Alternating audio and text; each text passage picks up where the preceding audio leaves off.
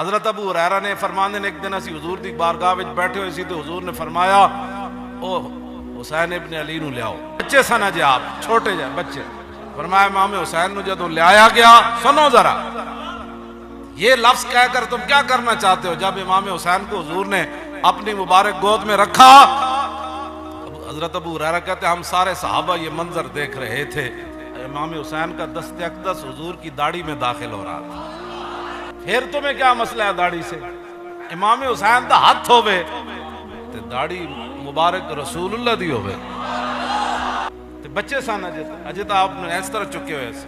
اور فرماندے ہیں پھر رسول اللہ نے حضرت امام علی مقام امام حسین رضی اللہ تعالیٰ عنہ کہ منہ مبارک کے اندر اپنی زبان اقدس داخل فرمائے.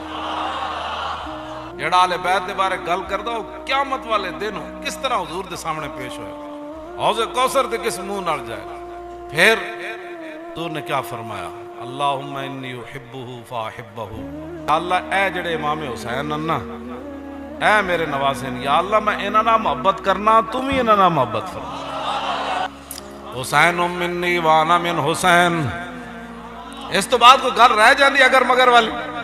بندہ یزید اصل میں یزیدی ہوئے او تو لبادہ ہور ہوئے, خارجی ناسبی یزیدی, یہ تین لفظ ہیں.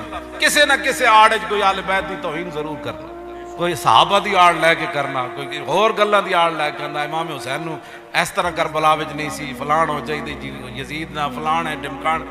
جدو رسول اللہ نے فرمایا حسین میرا تے میں حسین دا, تو دس پھر تو کدھر کھڑے.